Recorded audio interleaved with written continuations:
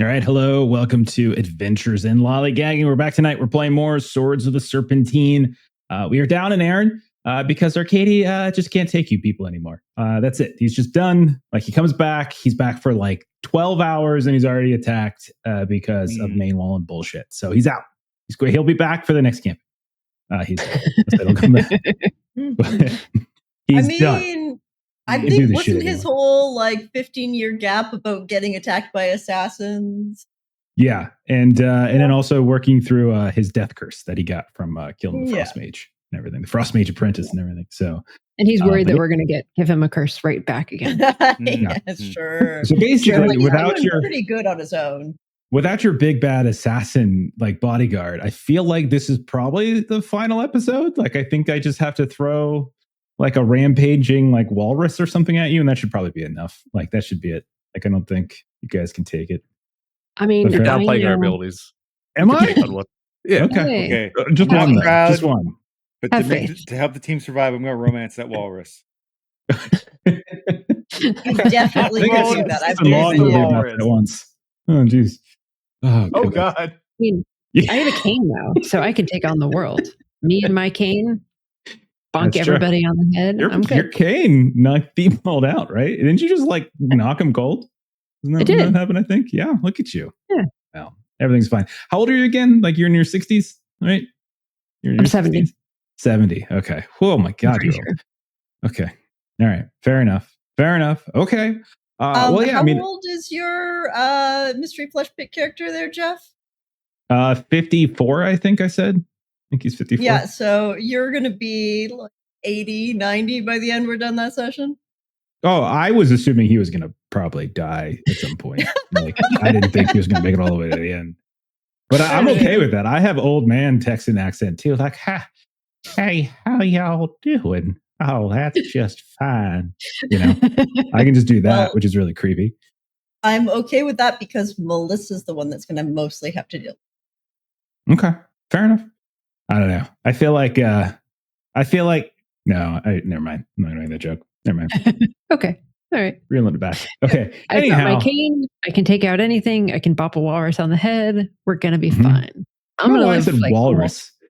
Came out of nowhere. I just randomly said walrus. What a weird thing to just. I wasn't thinking about one. I don't know. Steven saw a sea lion by his boat yesterday. No, maybe that was it. Anyhow, okay. So, what's that? Marine creatures, you know. Yeah. Well, normally he has otters, and he saw a sea lion, so that was new. And then, yeah, I don't think he gets walruses. That would be reason for alarm. Okay. So yeah, we'll see how it goes tonight. We'll see if any more bad things happen to you, and we'll see how you guys do. All right. Ashley in chat says you were thinking about the movie Tusk, and that's why I just mentioned that as like, but it was like after I brought up walrus, not before. Chicken and the egg. Right? There you go. Hey, Long, have you seen the movie Tusk? Never heard of it. You should watch the movie Tusk and then report back on your thoughts next episode. All right, let me take a look. To hear a response to that movie, especially if you go in blind. Oh man! Don't tell him. Oh yeah! Don't tell him anything about it. Don't tell him anything about it. Yeah, just don't look anything up about it. Just watch it and then tell us what you think. Okay. I'm excited. I want to hear his thoughts. The floor will be yours. The first 4 minutes of the next session will be yours. Just a little bit. Okay.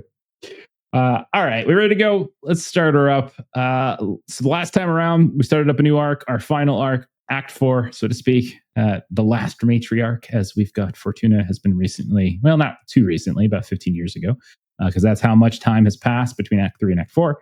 The incident at your succession ritual, Fortuna, you largely covered it up by blaming it on sorcerers, some of those assassins, and then whatever gaps or details that people started asking questions about, you just being like, oh, memory loss, right? As everybody basically had it because of the mind wash tonic. So in the intervening years, we got to see a little bit of your lives.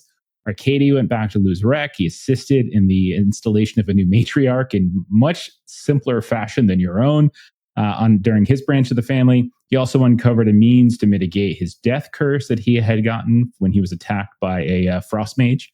in Eversink many years ago. Vincent, you followed him, actually. You journeyed to Luzrek as well. You've been on a mission to try to collect the true names of your family members, hoping to, like, by doing so, you can better protect them.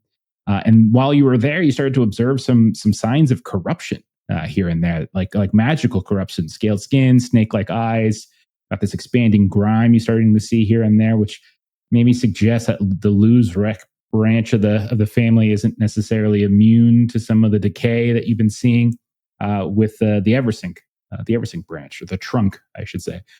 But back in Eversink, Solavita, you helped secure Edda's future. You got her into the Guild of Architects and Canal Watchers. You also spoke as often as you could with Orsyth Mainwallen. He longed to die, but he seems to be bound to Borda somehow, and Borda won't let him die. Chauncey, Valentina, you had another pair of twins, daughters that you named, was it Carlotta, or is it Charlotta? How you pronounce it? Carlotta and Chiara. Carlotta and Chiara. You also found Denari a little bit. Yeah. Old fear, maybe. And then you also started checking in on the children of Felipe Carnuccio, who had passed, who was one of Althavira's like lackeys, ghoulish lackeys. And they kind of consider you an uncle at this point. For Intuna, you've been trying to take some steps to repair the Mainwallen name. So some mercantile contracts, some charitable work, some social events, stuff like that. And this definitely has helped to repair some wounds, but not necessarily all of them. But you've also noticed that your efforts of late have started to turn sour in different ways. So like a mercanti ship that was carrying some of your goods just inexplicably splintered and sunk in the harbor. A lantern festival in Giglio Hill, your neighborhood. The lanterns that people were putting into the canals turned blue and gaseous and just set the veins afire. And then both your own hedge maze on your estate in the greenhouse that you gifted to your Corteza cousins as like an apology for Franco dying, turned black and toxic. And so everything's kind of going kind of to shit here and there. Arkadiy eventually came back to Eversink. He had some ill portents and dreams that were starting to plague him. And then Vincent, you followed as well. You arrived in time for Pelletier's 80th birthday and a special dedication at the Opera House in the Alderhall district of Eversink. Fortuna, your contributions over the years led to a wing in your honor. Fortune's Hall is what they were calling it. So you gathered in your Mainwallen box, and as the performance proceeded, which was led by Ludovica Tanucci herself, which is Vincent's last college cabal leader, basically, strange things started to unfold. First, the hall seemed to be flooded with despair of some kind. Guests were weeping. A couple of them even attempted to throw themselves from balconies. And then Arkadiy started to spot dozens of these infiltrators that were spider climbing along the walls and the ceiling. You sprang into action. All of you did in one way or the other. So Fortuna, you got stabbed in the back. You already mentioned it, by Theobald. But everyone managed to defend you, and you defended yourself, in fact, as well. Arkadiy, Chauncey, you grabbed your twin daughters. Your sons weren't there, and you fled on foot with Arkadiy. The rest of you, between Solavita's spell to kind of block and prevent some of these infiltrators from getting into your box, and then Fortuna's quick thinking of using a magical charm she had found in Orsyth's safe during Act 3, created this magical doorway that took you back to your estate before the balcony plummeted to the ground, because it did moments after you all leapt through. And so that was last session. And I think you guys did some healing off air and stuff as well, so that's totally fine. We're going to pick up, I think, right at the estate. So we're going to say that Chauncey and Arkadiy, the Upper House is not too far away. It's in Alderhall. Giglio Hill is in Alderhall, so it doesn't take you too long to get there. Lavitra, your husband is fine. Chauncey, your daughters are fine. And we'll say everyone's back right now at the estate, at the Mainwallen estate, which is probably in better condition than when we last saw it in Act 3. So let me turn it over to you. Like, what is everybody doing? What is everybody talking about? What is everybody thinking? What's happening? I would say Fortuna's just aghast that all of these things just keep going wrong. And this was the 80th birthday celebration. What are family curse. We're going to need to get to the bottom of this. This is absolutely unacceptable that these things keep happening. And she's just sort of kind of hammering her cane into the ground, kind of with emphasis as she's saying this to like Solovita especially. And Solovita's like leaned over Theo, kind of checking him out to see if he's still... She'll probably have tied his hands together because we don't know if he is or isn't still cursed.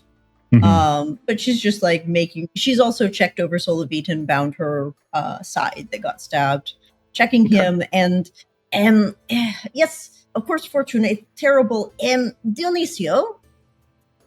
And your husband, who you have brought into like the situation, like he knows more and more about what's going on, but he comes over probably the first time he's been involved in such a fray, so maybe he's a little bit more like a little bit more nervous, like as the adrenaline is wearing off. But he'll come over. Yes, Solovita. What is it? Okay, so shit's going wrong. I think maybe... Do you think we should bring Natal and Chauncey's boys over here, or keep them out? They're in prison by now, so they're pretty safe. Yes. Do you think they are in danger? Do you think it was? Do you think I can go fetch them? Do you want me to go fetch them?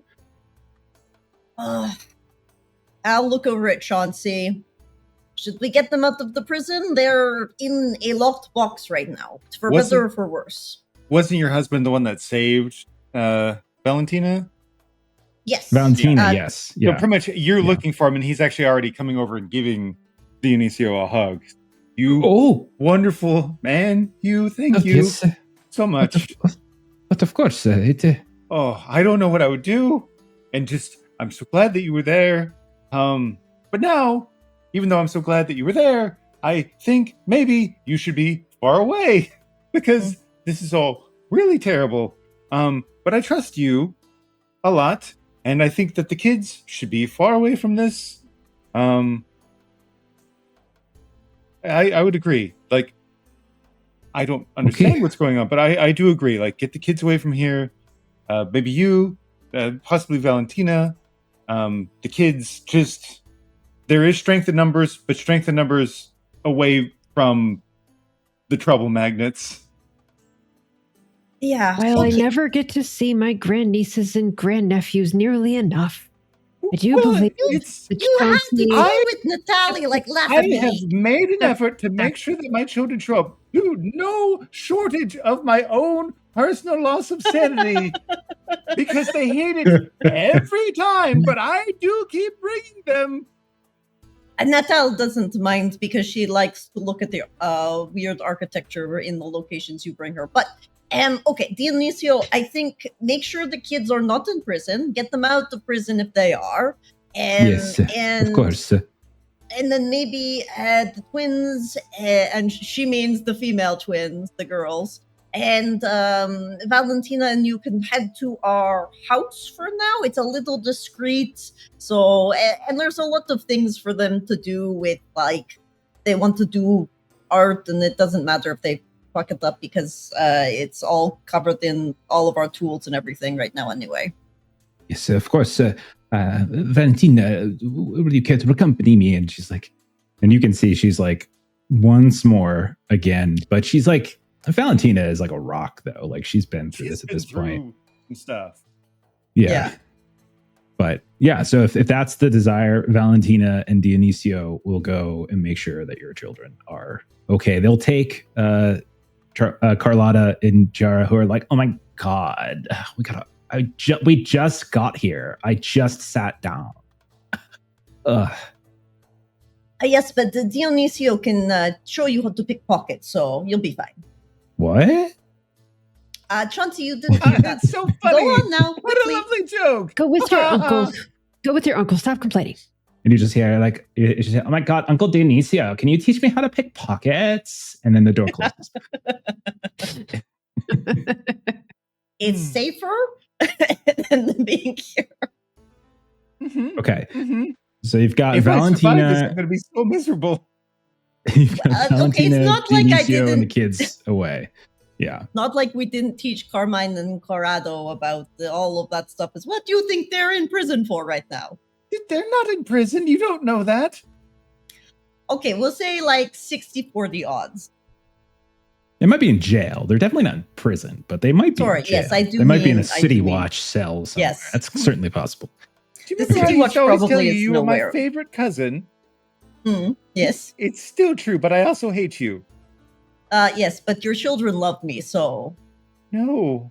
And Fortuna just sort of like bangs her cane. Can we get back to the events of the evening? Yes. Yeah, I've those tied up events. Theodore. Maybe, Vincent, you have a way of checking him that I don't for magic? This corruption is familiar. It's spread. Lose wreck when I was there. I'll take a look. And I'll Okay. see what's going on with the old ball there. Yeah. So are you just like using corruption? You're just like kind of you're just perusing, checking him for this or that. Is that all you're looking to do? Yeah, like The a idea. sorcerer corruption. See if Okay. he's afflicted. Yeah. No roll necessary. You pull back his eye. We'll say he's unconscious still until you want him to not be. But you kind of pull back his eyes and you see one of them as you pull it back, like part of the eye itself, you can see like it's more of a vertical iris. Like you've never seen this before with him. Like I would say, Vincent, you probably have the least amount of experience with him since you just recently returned. But Fortuna, you wouldn't. This doesn't make sense. Solavita, Chauncey, that's not how you've seen him before. It certainly looks like something's wrong with the eye. And you do spot a couple sections of his body that have what looks like significant growth of scales and such. And as you're kind of expecting him, Vincent, even though you're quite certain he's unconscious, like his mouth starts to move. And when you like kind of lean in and listen, you hear like this rattle of a whisper. It's just like, you have denied her, but the covenant has not. The mother wakes, and like you're certain he's unconscious, and yet somehow this like rattle of a whisper comes out to you. And when you look back and you step back and you poke him again, he's still unconscious. And what was that he said again? You have denied her? You've denied her, the covenant have not, and the mother wakes, is what they said. Covenant have not. Okay. Vincent, you get the distinct impression. This isn't a case of like possession, per se, the way you saw Althavira inhabited by a ghost. This is more like puppeteering in a way. Like somebody mind control or at least physical control. Like you can think there is magic controlling him, but it's not possession the way it was with ghosts. Gotcha. Theobald, are you awake, son? And if you want him to be, you can kind of tap him a little bit, splash a little water in his face. He's like, oh, Mr. Vincent. Oh, goodness gracious, what has happened? Oh, goodness. Miss Fortuna, is Miss Fortuna okay? Is she okay? Is she all right? Everyone's all right. What do you remember? I am all right, but you did stab me, you insolent fool. Oh, no. She pokes at him with her cane. Oh, no. No, it was not me. I saw it. I saw it in my hand. I saw the dagger. But I tried to stop. I said, no, what are you doing? What are you doing? And I still, there, I felt someone else in my mind. Someone was there. It was a voice. Someone was telling me. Someone was controlling me. I had no control. I promise, Mr. Fortuna. I promise. I am a loyal servant. I promise. And he's like literally begging. You are going to answer all of Cousin Vincent's questions. Yes, of course. Yes, Mr. Vincent. What is it? What can I answer? What can I answer? You heard a voice. What did it sound like? What did it tell you? It says. It said it was a very it's an older woman, gravely. It was phlegm, like in the throat, like someone very sick. And it said,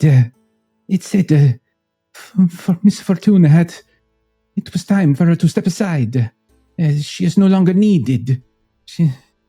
And I would be the instrument to make sure that she was out of the way. Something of that nature. So the mother's throwing you aside, Fortuna. It's certainly, there's been so much sabotage in the disguise of random events of late, but actually attempting to assassinate me is a bit too far.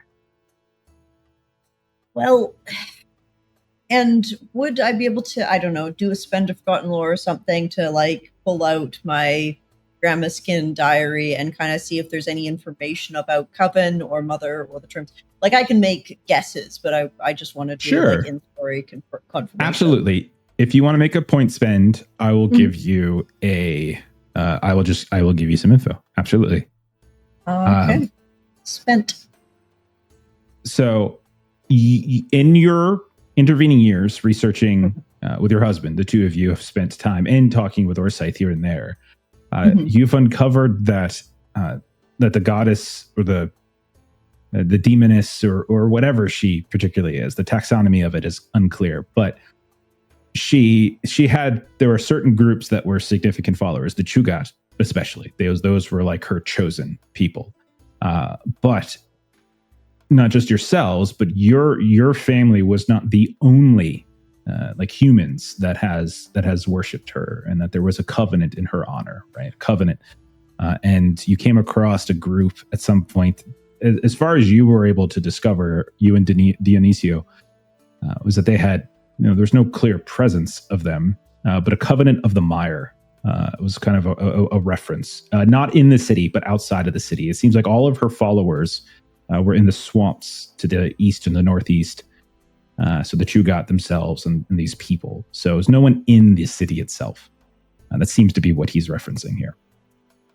And I'll relay this to the group. And Dionisio and I have been gathering information and preparing, because this happens like every 5 years, 10 years, where it gets real bad. And I'm sorry, Fortuna, but I don't want Natalie to do what we did 15 years ago. I don't want her to experience that.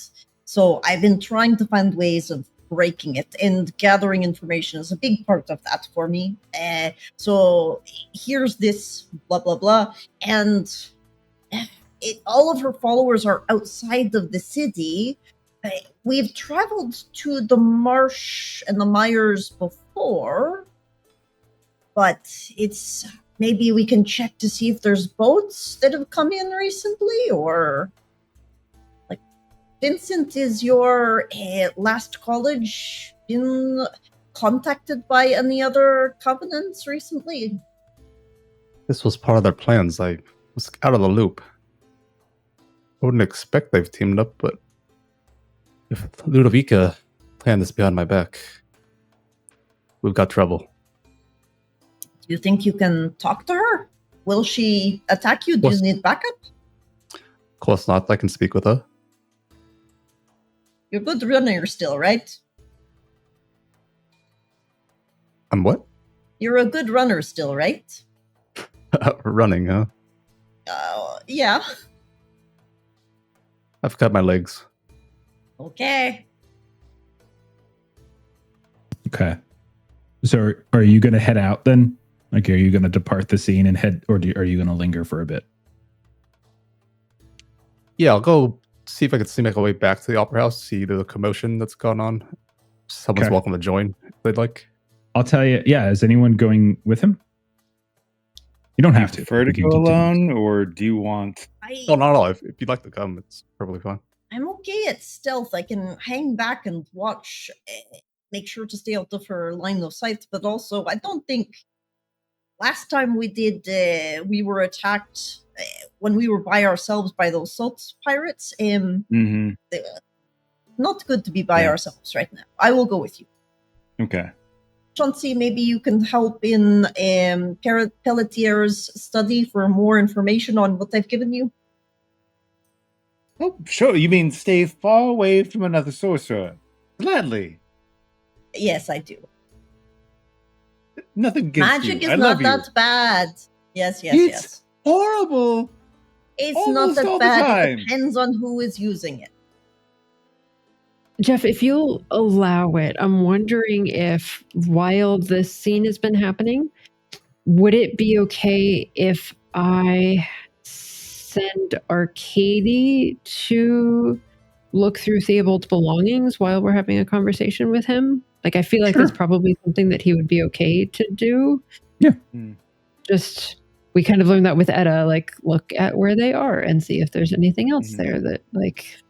So, and I'm willing to like spend the burglary myself if we need to.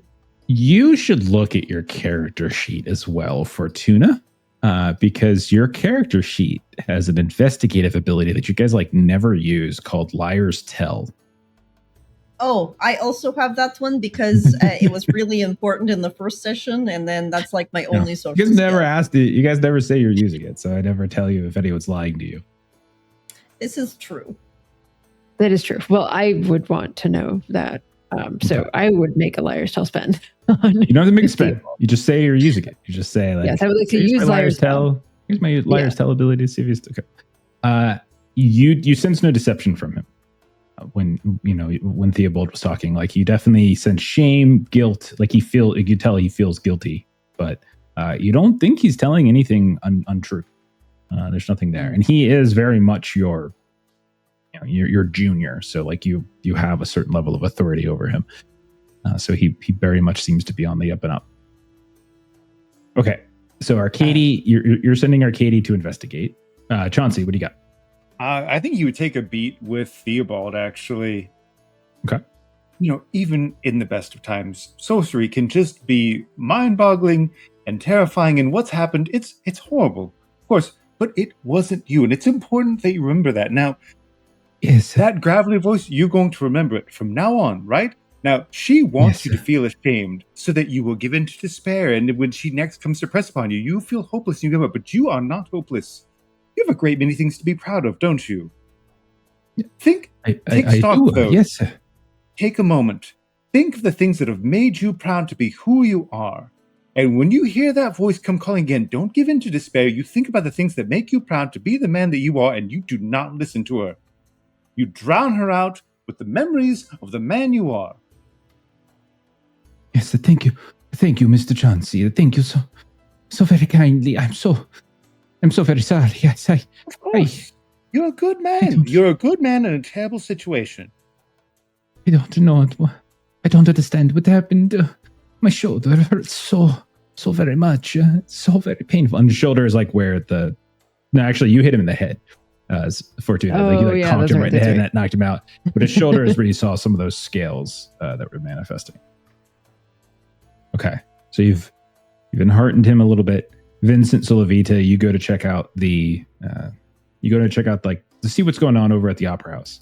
The scene has certainly been locked down to a degree by the City Watch. But is there any, like, what skills are you using to collect information from the various onlookers, City Watch people? Like, what do you think you're using? What abilities to collect info? I'll let Vincent go. I have an idea, but I'll let Vincent go first. What you think, Long? Let's see what I have. Yeah, looking too. I would use city secrets to try to find maybe people that were in the underground areas around That's interesting. the Opera House and talk to them. All right, I think that would work. Vincent, you could say you're using nobility to just kind of throw the weight of your name around as well, to talk to the guards. So where Solavita is speaking more with non-officials, like Vincent, you could talk to the City Watch maybe and just sort of pull influence, pull rank with them a little bit, with nobility possibly. That sounds good. Okay. I didn't realize Vincent has charm. Who knew? Wow. Come on. Wow. That was mean. Jeez. I go back and stab Fortuna. Oh dear. They got me. Fair. I could. He's like, oh yeah, I Oh, heard that no, voice it too. wasn't me. Oh jeez. Oh, I Oh, heard it no. again. I heard it again. Oh, that's 10 Oh, and times. again. Look at that. Oh, it's a shame. Okay. So Vincent, I'll start with you because you're just kind of getting you find a city watch officer, just somebody who's like at the steps, and it's just like, I'm sorry, sir, no one can go into the opera house right now. There's been an incident. There's been a crime. It is closed down for public viewing at this point. Please return to your home, sir. Please return to your home. He's like, I'd like to know if my Classic. family is safe. The main Wallens. the main Marlins. Oh, they're safe. I'm not sure. There were many casualties, unfortunately, in this attack. It seems some very disturbed individuals, some group, it seems, saw an opportunity to attack some of the upper class, the nobility, like yourself. I am not aware of any main world in. There were many who are in the General Assembly who were killed, stabbed in some cases, and he looks. And Mr. Tonucci, she is dead. She was killed right there on the stage.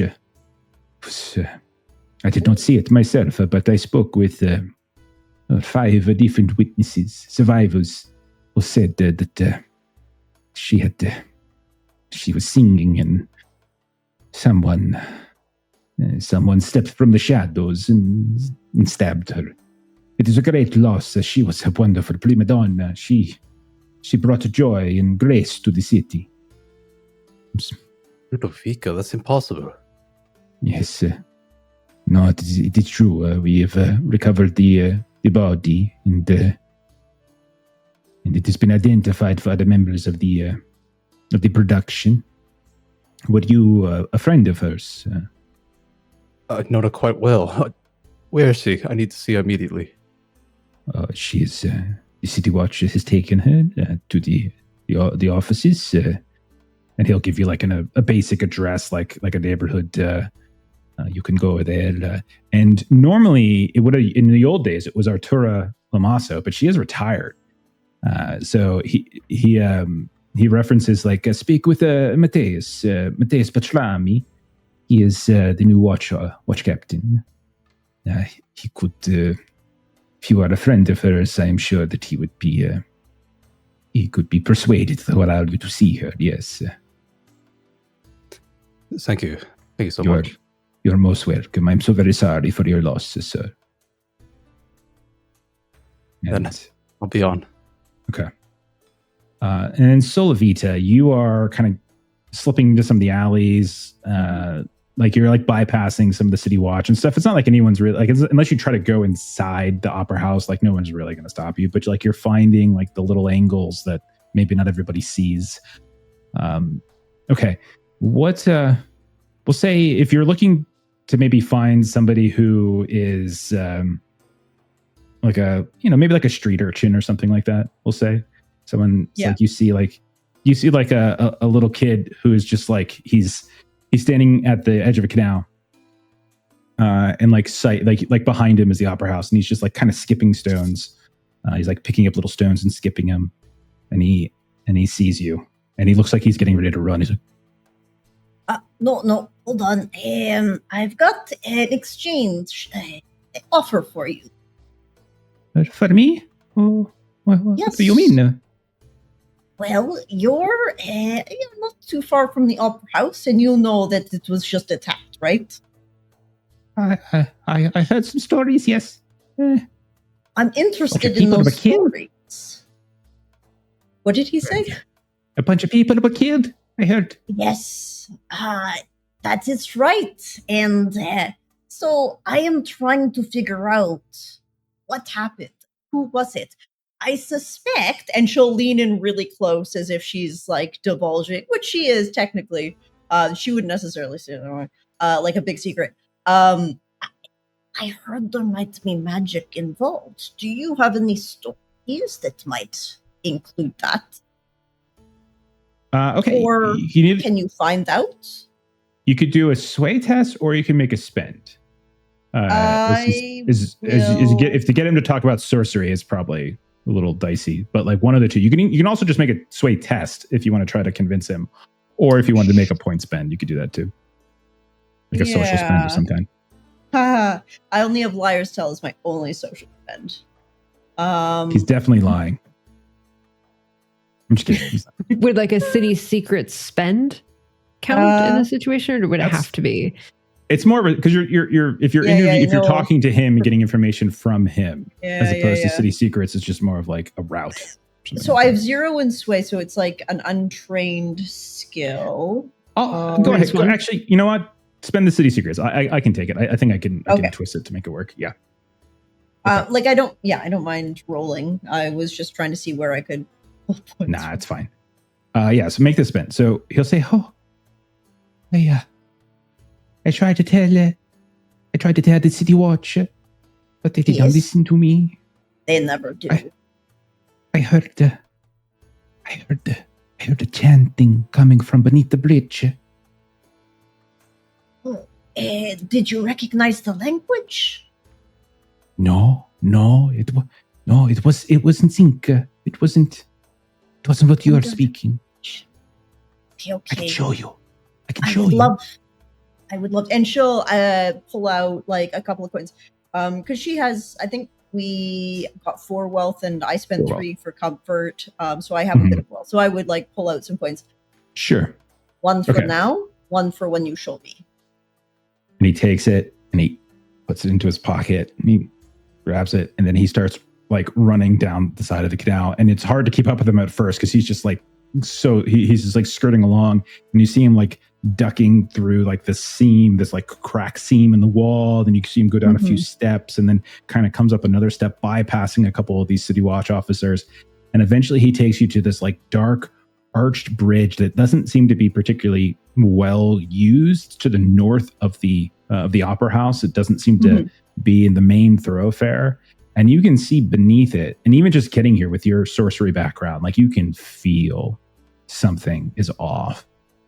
And you can see like there is this, like the darkness beneath this arch bridge looks even somehow blacker than it should. He points his finger, and his finger starts to shake. It was coming from under there. Okay. Lynne. Here's my other coin. Get out of here. This is not the place for you anymore, I think. Yes. It was from there I heard the voices. And then the people started coming out, and then I ran. The people out of the opera house? Or out of from under the bridge? From under the bridge. They were. What did they look like? They were dressed in black and dark clothes. They didn't want to be seen, so I didn't want to be seen by them. I thought they were just thieves, but there were so many of them. There were so many. I kept counting and counting and counting. And I will activate my liar's tell to confirm that this is the truth. Yeah, he's definitely telling you the truth. And and I would say you would also kind of get like he seems kind of scared just telling you the story. Okay. If you need a safe place to sleep for tonight, there is a man named Dionisio. Tell him that Sola sent you, and that you need a good meal. And she'll give this kid her address to go like as part of the payment, just to get him off the street and away from whatever this is. He takes it. He's like, "May the Dari bless you. Thank you." And he starts to scurry away. And also, I'll know where he is if I need to talk to him later. And I'm going to pop my head up and see if I can find Vincent on I'm below street level, and I assume I'm popping up to see. Yeah, no reason not to. Around. Yeah, Vincent, if you want to be available before you leave for this, you certainly could. Vincent! Wait, down here! Vincent! Yes. Oh, no, look down here, over here. Solovita, what are you doing?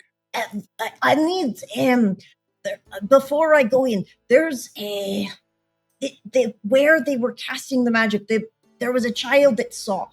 He said he heard chanting under a bridge. It's just this one over here, and it's darker than it should be in there. And he says that the people have left. I'm not sure.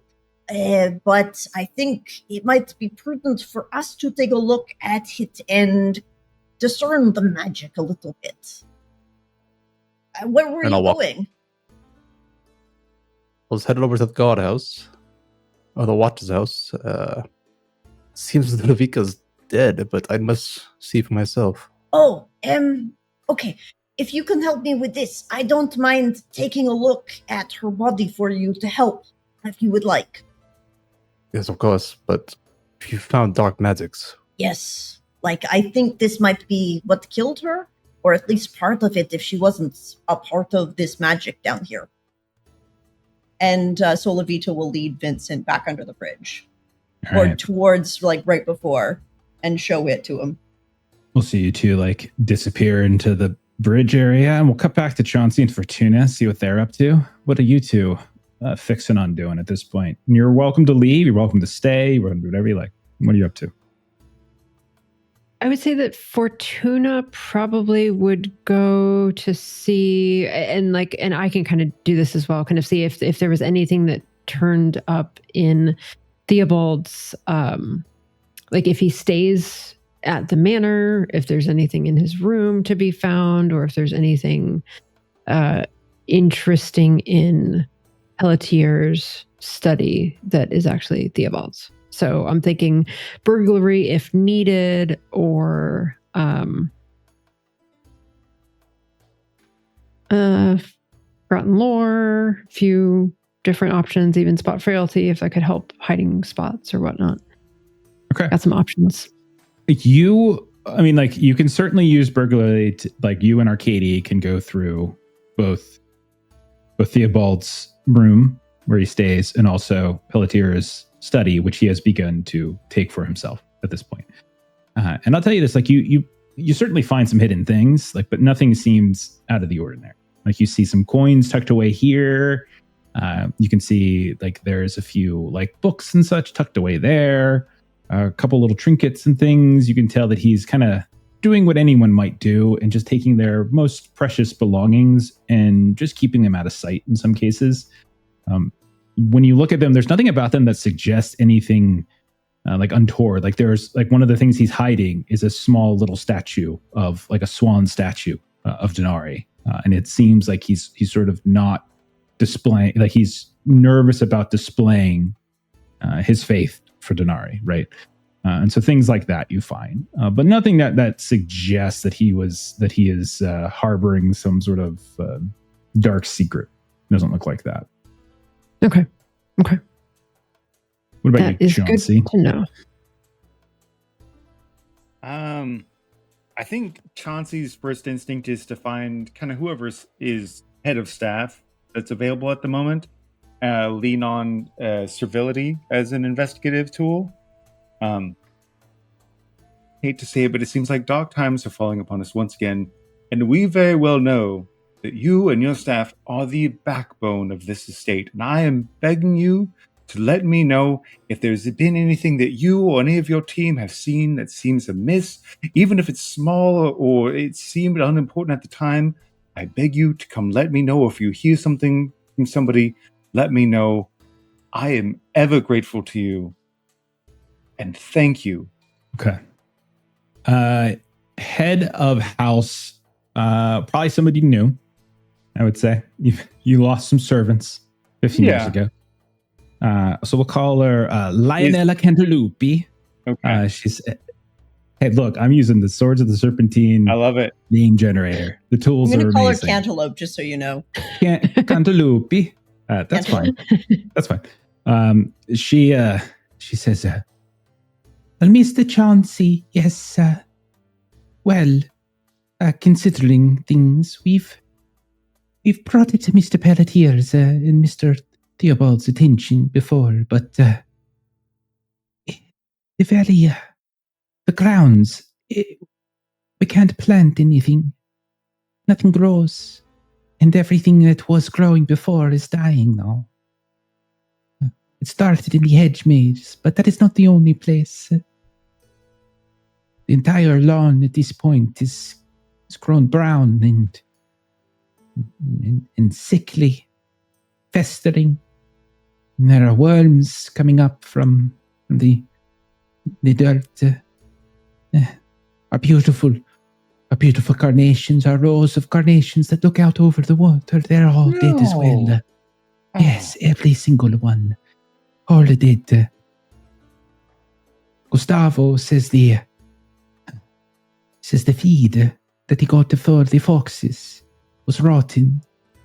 And several of the foxes, they got very sick, very sick. He's removed them to his own home to care for them. He is worried. Everything he brings here rots. That is not all. There is a mold growing. We have tried to stay atop of it, Mr. Chauncey, but it is growing everywhere.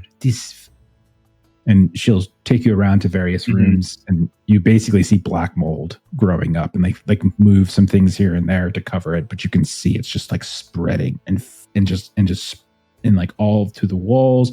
She'll pull back some curtains. She'll take off like a portrait that was hanging, and like you're seeing just rooms that just look filthy with it. Like, we don't let anyone come in here, of course. It's terrible, but it's spreading. Oh my. Well, thank you so much. We'll pursue this and see if we can get to the bottom of it. I fear to say I don't have an immediate answer, but I will be vigilant, I assure you. And thank you so much for so many things, far more than I could ever count. And by the way, Matteo says hello. I feel so terrible that I drew him away over to my estate, but I just... No, he's a good boy. He's a good man. Good man. Yes. I miss him so. You. Oh, it is so very kind. Tell him I said hello. It's been quite some time since I've seen him. Give him my best. We are going to make it through this, and when we do, we should do some sort of like staff picnic sort of thing, right? We'll all gather together someplace where there's not the mold, this strange... Yes, not here, yes. Not here. Yes. We will make it through this week, and then very soon we shall do a staff picnic, and I very much look forward to it. Oh, and that sounds lovely, yes. We will plant new carnations, I assure you. Oh, you're so kind, so sweet. Thank you, Mr. Chauncey, thank you. Thank you. You're the best. You really are. Oh. Stop it. That is... No. That is too much. Simply stating the facts. Oh, stop it. Take care of yourself. Thank you. I will be... And... God for Mr. Fortune, she is not... she is not a spring chicken. I know. I intend to stay close. I don't know what I'll do, but I will stay close, and I'll do my best. As do we all. You will survive her, and maybe you will give her some of your luck. Yes? Maybe. Good. Thank you. I'm going to get back to work now. Okay. Thank you again. She'll scurry off. Okay. Okay. Fortuna, anything else you wanted to do before we switch back to our sorcerer friends? I'm curious to see what our sorcerer family members are up to. Okay. Getting ourselves killed. Yeah. You head back. We cut back, and we see the two of you go underneath this extremely dark bridge, and presumably one of you can pull out a lantern or at least light a couple matches and look around because it's very, very dark.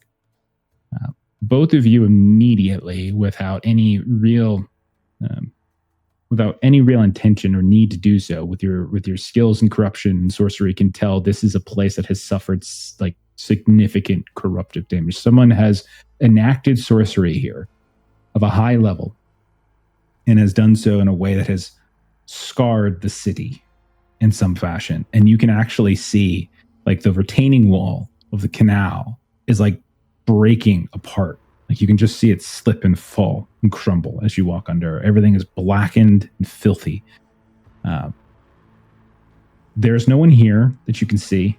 Looks like they haven't returned, but you do smell a very rancid scent. And there's quite a bit of blood scattered about. None of it is extremely fresh as you guys left and then returned. But when you go and you check on it, it does have like a pastiness to it. So it is something that probably was spilt within the last at least half a day, so to speak. What are you two looking for? Use any leechcraft to discern if this was, I guess, human blood versus goat blood or something? Sure.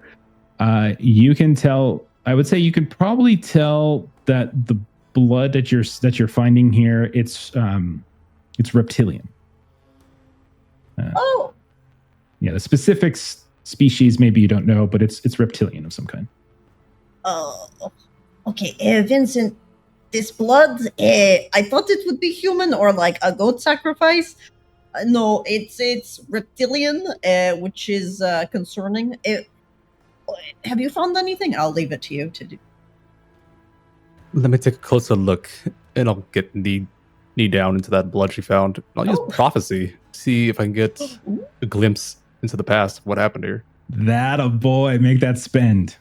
Okay. That is awesome. As you what do you do? Like, do you actually use the blood to trigger the prophecy? You think that trigger the vision? Yeah, I'll wipe up the blood, look at it in my hands, smear it around a bit.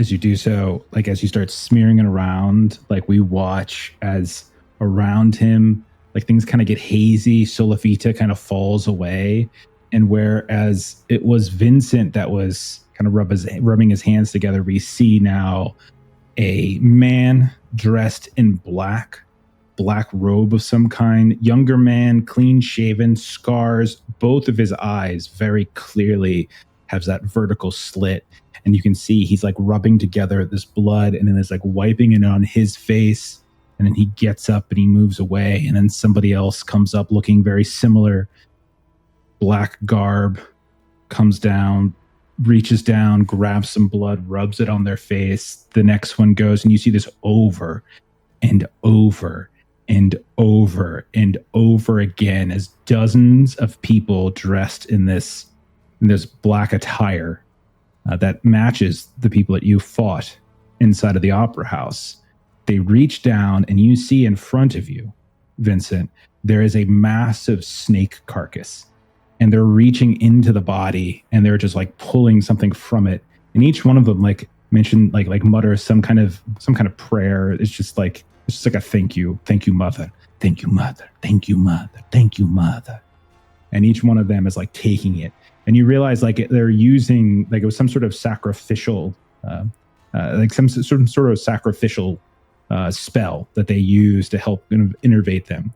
And you remember that they were able to like sort of move, defying gravity up and down the walls and the ceiling in ways that a normal human couldn't. But somebody who maybe was gifted with like these serpentine-like abilities, these snake-like abilities to just sort of climb up walls is probably what gifted them that. And so like you think you see a staging ground for their attack. When you see all of the faces come in front of you, every single one after the other, and strangely enough, Vincent, not a single one is familiar to you. Like you don't recognize Ludovica is not among them. None of your last college friends are among them. You don't even recognize people from like when many years ago when your family was attacked by the Saltbound. You don't see Theobald either. All of these faces just look unfamiliar, but every single one of them has some kind of scale scarring, has an eye that seems to be vertically slit. Some of them you can even see have fangs in some way, whether they did that themselves or whether that's part of some sort of corruptive effect, you're not sure. But every single one of them is displaying some signs. And that is what you see. You catch me are coming you out. okay? Oh, it's pretty much like I was performing the ritual and those rubbings, but I wasn't there. It was like I was there, but this group of people, unknown outsiders, Oh, hiding in the shadows. well, I suspect then, we know a few of them, the Chugat and the Covenant of the Mire. This, I guess, if you don't know them, the Covenant of the Mire is from the swamps. It's not from here.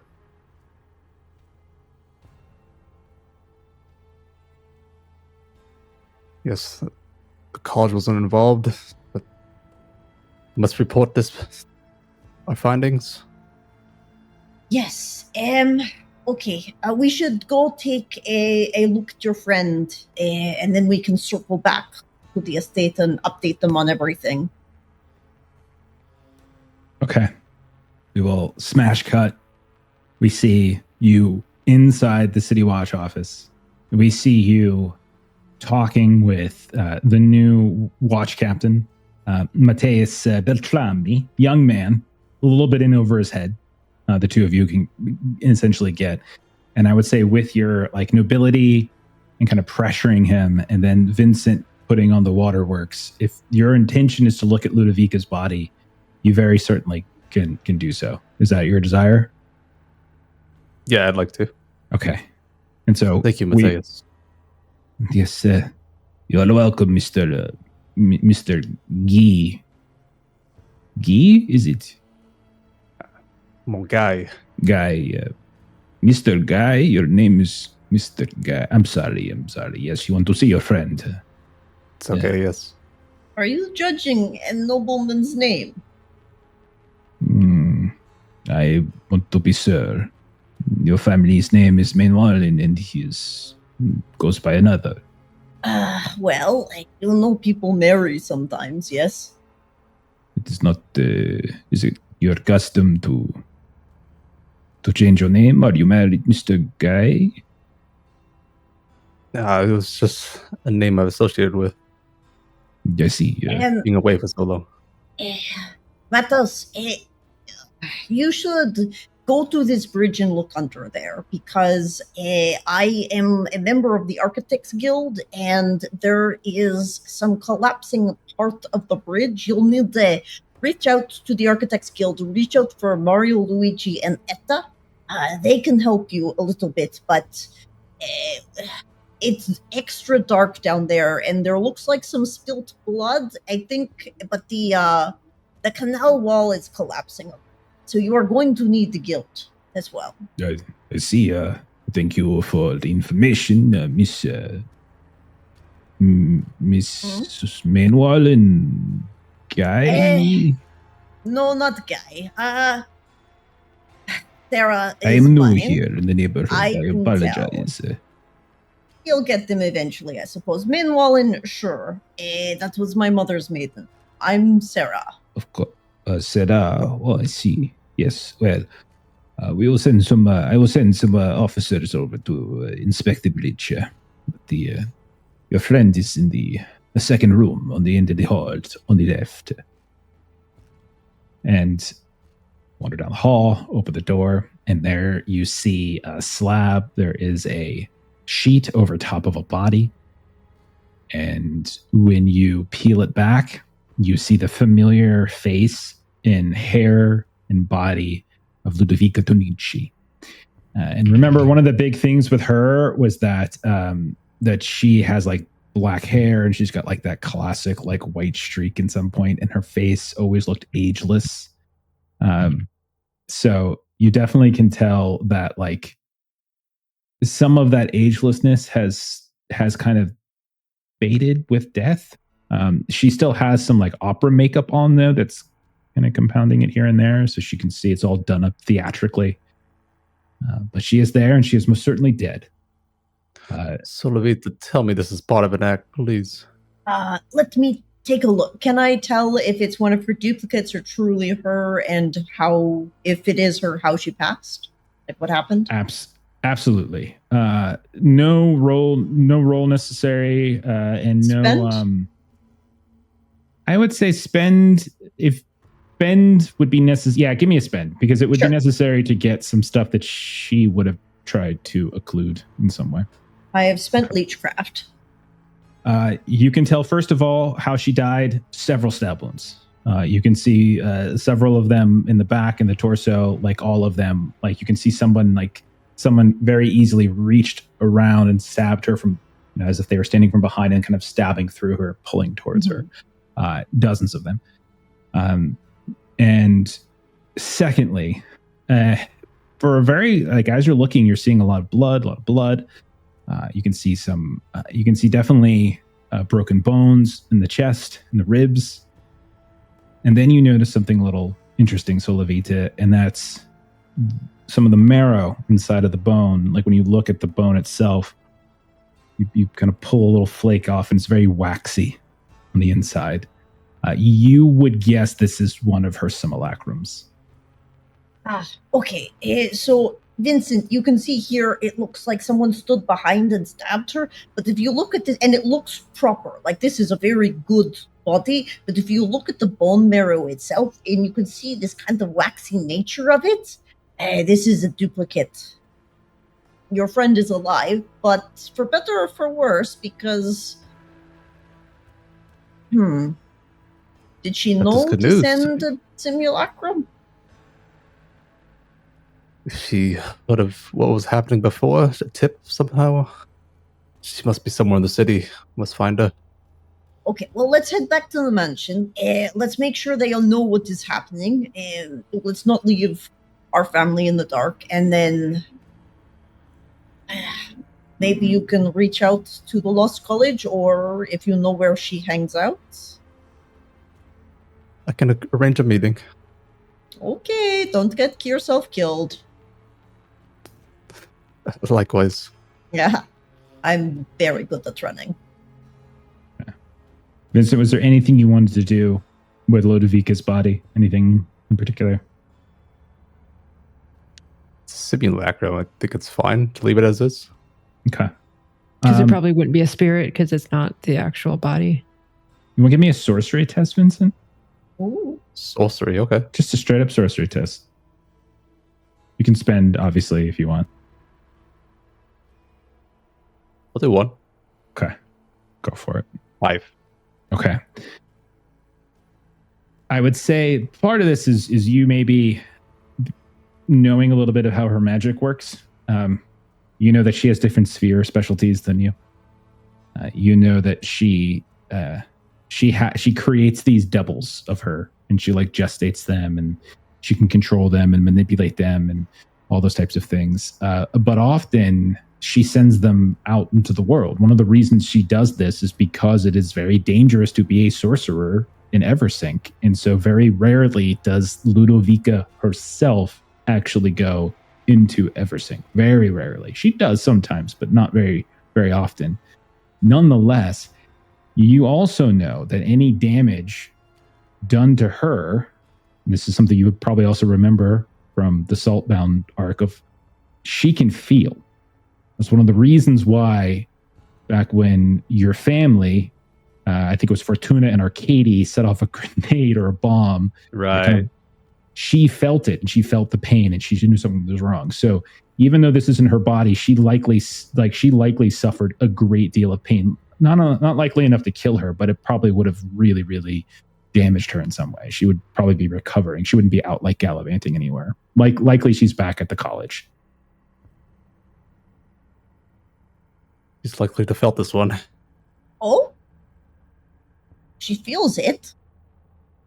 Yes, when I was with her last time. Took some damage. Well, okay. Let's head back to the mansion. If she's hurt, then she goes where she's hurt, to ground. You're right. Okay. So you guys begin to travel back. Chauncey, Fortuna, was there anything more that you all wanted to do before we bring Vincent and Solavita back to the estate? I don't think so. I feel like we've confirmed that there's been a lot of shenanigans going on here and lots of things that we need to kind of get to the bottom of. So, okay. Jeremy, do you have anything else? I do. Chauncey very much is somebody who doesn't understand sorcery, so he just approaches it more from like the poetry of things. And like there's some part of the things like the border is all swamps and snakes, and that's one thing, and yet also foxes seem integral to the family, and foxes and swamps and snakes seem very separate from one another. And so for whatever reason, that makes it seem to him that for the foxes may be important, and he wants to go check in on that report of like the man who's taking in the foxes who've been eating the corrupted feed. And it seems he doesn't really understand why, but it seems like for some reason, maybe at some point, he just doesn't know. But it seems important to him, and he'll just follow it because he's an illogical man. You're right. Let's be thorough. I'll follow you. I don't know. But Right. they still haven't come back yet anyway, so let's off with this. Are you going to you're going to seek out Gustavo on his in his own home? Okay. Sure. Okay. So if that's the Maybe case, since I was visiting with the head of staff, maybe I'll grab some scraps of meat or something like that to bring with me. Absolutely. Okay. Well, you would know that he doesn't live near you, but he comes and he tends. He doesn't live in Alderhall, obviously, but he lives in a close enough walk. We'll say that you can go. He's probably not a whole lot far from the legitimate bastard, to be honest. Like he's probably kind of in that neighborhood area.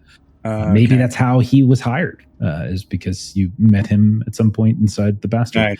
Nice. But you'll find him, and he has like a roof. He's got like the highest level like apartment basically in a very the kind of tenement house looking building, and then he's got like the rooftop as well, and you hear the sounds of yipping foxes and such. And when you find him, he is on that rooftop, and he is like tending to them, and you can see like there's like some trees, some like little tiny trees and pots, and there's like a little garden up here as well, and he's like tending to them. There's about a half dozen up here. One or two are very old, and then there's like a couple in their middle age, and then there's like one or two pups as well. And so when he sees the two of you, and he's like, Mr. Chauncey and Miss Fortuna, it is good. What can I do for you? And he is like, when you guys first met him, he was kind of young. He was in his 20s. He was kind of the same age as Chauncey and Solavita. So he is aged up as well. So he's like in his 40s, pushing 50. And so you see a middle-aged man. He's probably got a family. He's probably got like a wife and a couple kids and such, who are down in the apartment. Maybe there's like a little kid up here with him, and who's like helping him tend the foxes. And he kind of like, when he sees the two of you, he kind of gets like this dark look on his face. And he's like, Severino, go help your mother. Go help your mother.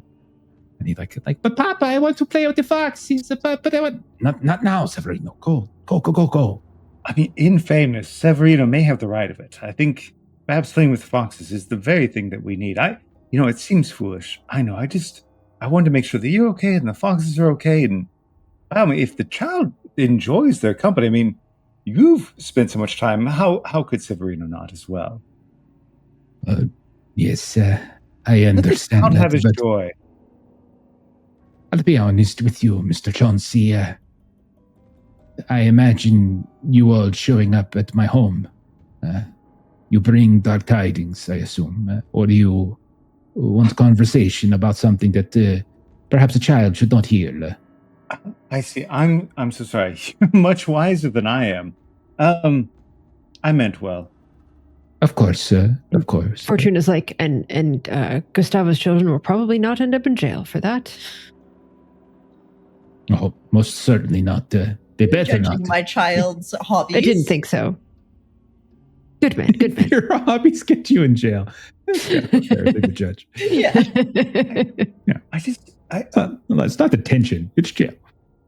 Yeah. All right. I had just heard that you'd brought the foxes to shelter here, and that things had gone strange with the feed, and Yes, it worried me. And he like looks to make sure, I can see you hiding, Papa, and he runs off. And then, yes, the feed, two of the foxes succumbed to it. There's something in it. It looked fine at first. This was a few weeks ago, and they were older foxes. They were not as strong-hearted as the others, but whatever was in it, it took the last life out of them. But they were good. They were good. And this one here is a dear child, and this is one of its pups here. He's like kind of pointing them out, but the rest of them, as you can see, they have endured it. I have brought them here because I'm sorry, Mr. Fortuna. I should have told you, but it seems that I was concerned for their safety. They were very sick, and I thought it would be better if I could get them to coalesce here than in the kennels. And yes, your instincts were correct. You do good work. Thank you, Miss Fortuna. That's very kind of you to say. Yeah. Yes, it has been strange dealings on the estate. Nothing grows. I'm sure you have seen, and the feed, the food, whatever we bring, dried beets, fruits, figs, wheats, all of them. If we bring them into the kennel, it is within days they turn. But here, when I purchase it, same place, the same merchant, same batch, it stays fine. So that is why I'm here.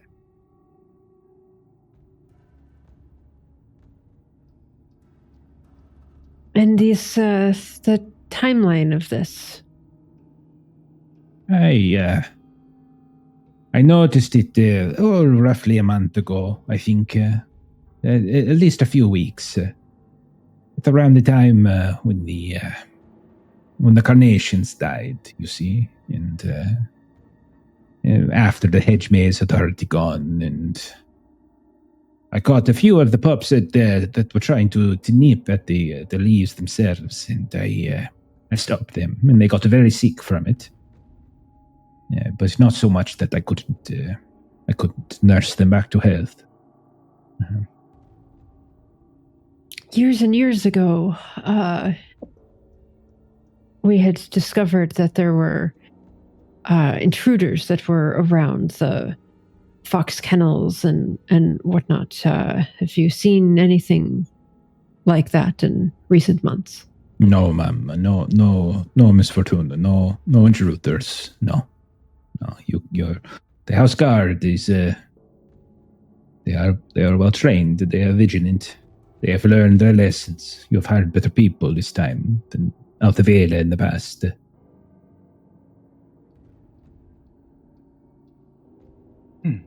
Okay. Well,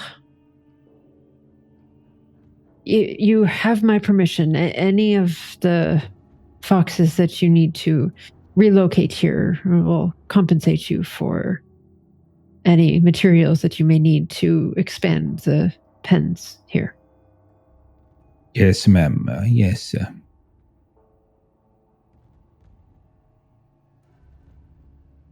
We're so grateful that you look after them, and I can only imagine this seems very strange for us to show up. It just, when strange tidings come to your door, you sometimes find yourself worried about the things that you wouldn't always understand. Is your son much of a fan of Eelball by chance? Oh yes, very much so. Very much so. Not that I will let him play it. No, it is far too violent. Far too violent, especially these days. I know. We have made some changes to the regulations. I do understand, but regulations. There's no regulations at all. There's no room for artistry anymore. It is just strong people punching people and drowning people. Nonetheless, all that being said, here's a letter of introduction to a man of mine over at our stadium. If you and your son and the family ever want to go and how dare you play a game, they can have a seat with the team if they like. Thank you so much. You bring so much joy to us. Mr. And you Chauncey, take such good care of these. You people deserve, you and your family deserve to have a fantastic time as well. Please, I insist, treat the boy. Stop stealing our staff, Chauncey. I don't know what you're talking about. I see you. Mr. Chauncey, you have been so kind to me. I must apologize. I have not told you everything. One moment. Severino, bring him out. See, there's the reason I have the rank of civility and you don't. I'm nice to these people. Severino comes back out, and he's got this like These people. baby pup, and he's got like swaddled up. Give it to me. But Papa, I don't want them to take it. No, they're not going to take it. No, and if they do it, it's theirs. These are all theirs. These are not ours. We are watching them. Yes, Papa. Yes, Papa. You see, like he retreats back down to the apartment. He looks at this pup that he's got swaddled up, and he says, "Here, you'll see. Words cannot. Just look."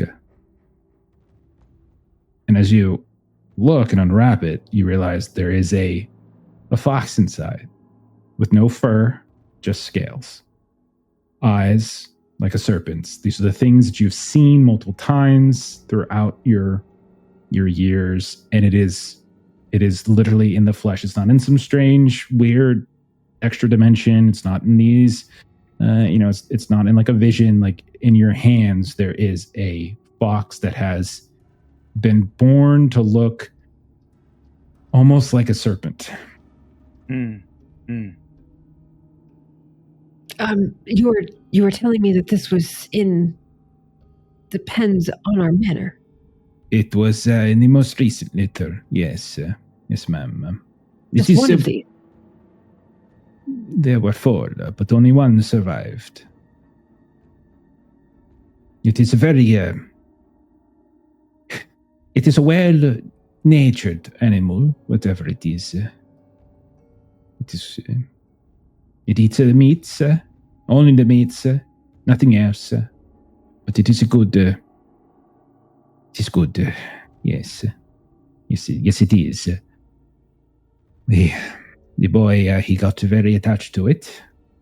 It's very playful. It is, though its teeth are very sharp, but more so than I've seen. So be very careful. Its tongue is like a serpent. It's very long. I am not sure that its snout works the way a snout does. I think its tongue works like a snake's tongue. It smells the air around this and such. But yes, this was in the most recent litter. I am sorry for keeping it from you, but I thought that given all of the experiences, you might want to put it down. And I get so attached to these creatures. Yeah, so it's just an animal, after all.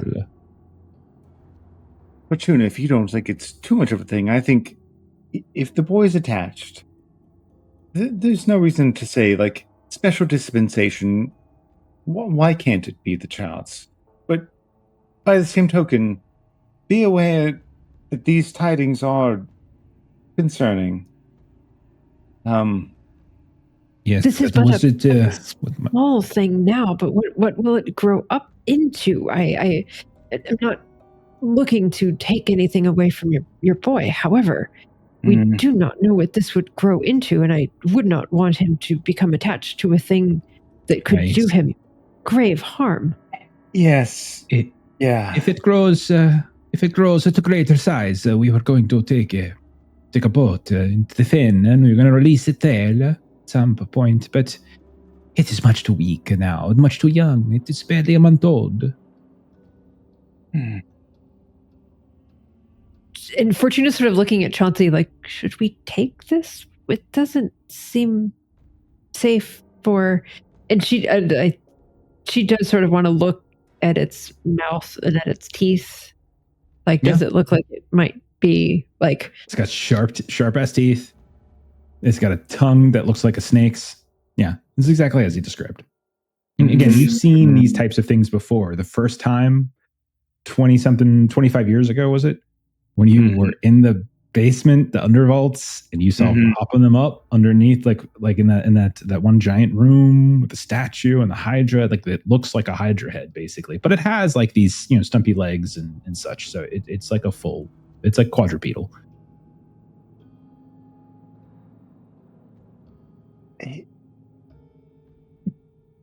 Gustavo, you have been raising Manuel and animals for decades. I trust your skills with animals. Do keep a close eye on this one, and do not put your son's fancy for this animal over safety. I trust you would not do that. In fact, I would go so far as to say we've seen similar looking creatures in a very dangerous situation. Perhaps I'm a father myself. I understand sometimes you have to do things that your children are not happy with, and it breaks your heart to do so. Like this might be one of those situations where your child might be unhappy with you for removing that animal from him. But I would beg you to then perhaps take the other courtesy I mentioned earlier to try to soothe that hardship a bit. I don't want to cause your son any distress, but I don't want your son to get hurt even more. Make a test. Make a sway. Make a sway test. Okay. I will. Can I kind of help with this, or do a? Yeah. Yeah. Like we're both, I think. I mean, both of you have been doing this. Take a +2, Chauncey, just from Tuna being here to help. Yeah. Okay. So I'll click it, and then we'll know to add a +2 to the end. Add the 2 afterwards. Yeah. Okay. Just don't roll a 1, basically. Okay. 6 total. Okay. 6. Yeah. He says, yes, I know you are right. My wife has been saying the same thing for weeks now. I bring them into the world. You see, I am there when they are born. It is. I've been doing this for generations. My father before that. It is just. It's so very hard. In truth, it is not so much my son that is attached to this thing. It is me. But no, yes, I see. You are right. When it is capable, I will bring it into the swamp. I will release it. I will make sure that it's not here to harm anyone. I will not bring it back to the kennels or to harm the others. You are right. I'm so sorry. I'm so sorry. There's no reason to be sorry. You are sorry for the fact you have a compassionate heart? Nonsense, I say. Thank you for being such a good man. You're very kind and you're very generous, both of you. Thank you very much. Thank you very much. Is there anything else that you, even if it would seem embarrassing to the family, is there anything else that you have not yet told us? No. I told Miss Candelupi that the kennel itself is there is mold, lots of mold growing in the walls and the stalls. So that is another reason I have removed them, of course. But that is no secret. I have made the house aware of it. So perhaps they have already told you. But that is all. I swear it. Okay. And since the theme of the day, liars tell. Is that everything? No, he's good now. You would have gotten pinged before, but. I think I gave it to Chauncey because it kind of guilted him, and Gustavo's a good dude, so he's like, I felt kind of guilty. You're pretty sure he's done. Yeah, you think you got all out of him. Okay. All right. Cousin Chauncey, I do believe Solovita and Vincent have probably finished with theirs. Should we get back?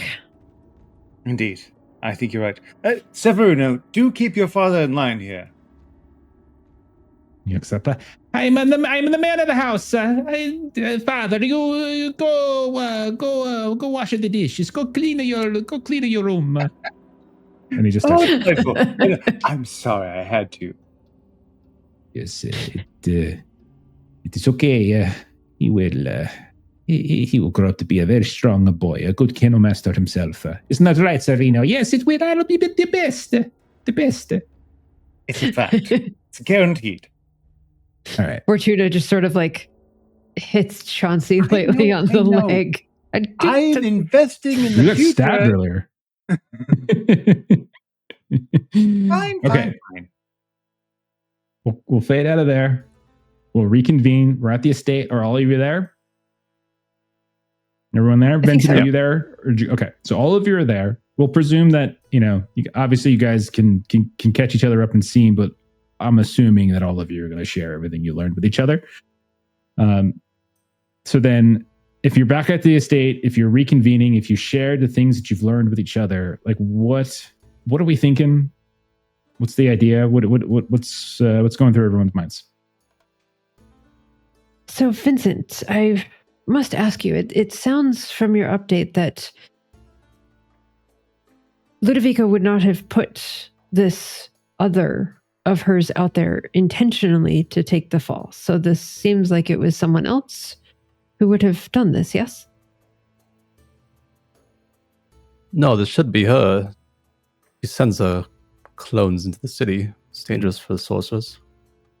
Right, but it would have been another group that would have taken her out.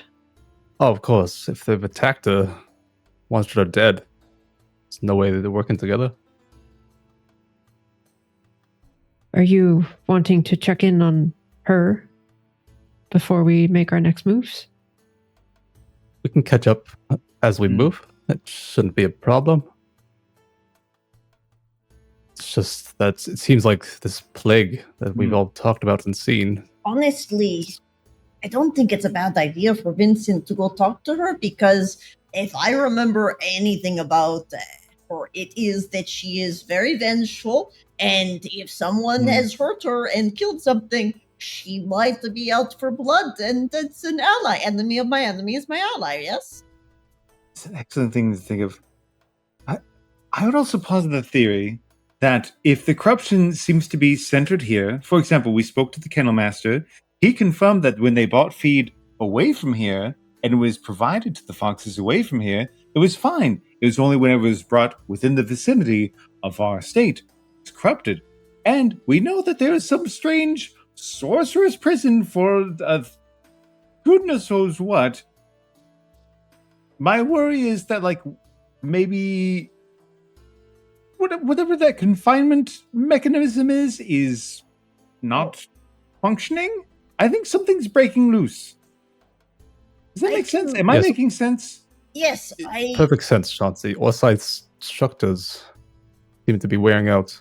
Well, we should check, or if there's some third party that is causing it.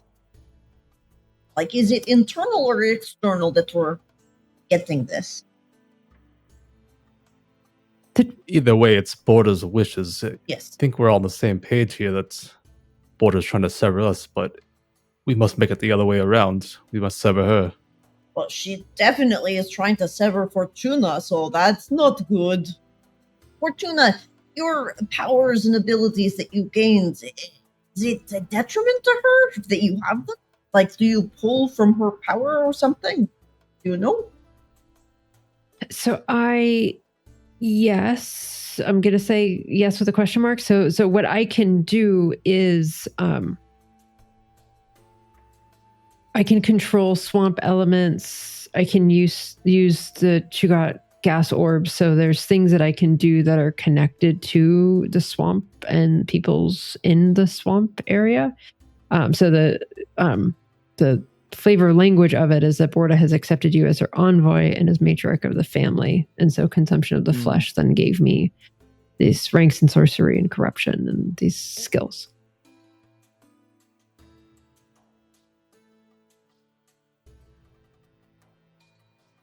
But the family has relied on Borda for so long. Well, yeah. What? Oh, so again, I am far from the person that has like the knowledge or the wherewithal to deal with it, but just thinking in broad strokes, what if this thing was like a structure containing it, and now it's like leaking out, but it's like right now it's like oozing in various little ways. What if we did a controlled release? Like, what if with your skills in sorcery and architecture, what if we found a way to, like, the energy's wanting to come out? Would there be a way to like contrive something to where, like, instead of it letting it ooze, we give it a directed path and then let it go into a new thing? I don't know how sorcery works. No, it's not a bad idea, but I'm not the person to talk to. Shit. You should go talk to our good friend Orsith, otherwise known as Alexander Dum. But he's crazy. Yeah, but he's also the architect that built a lot of the origins of our mansion. Well, and when you speak of things that used to be strong becoming weak, he was the builder of those things. So he would know what things could make what he built strong now weak. Though I do think we're probably going to need to go elsewhere to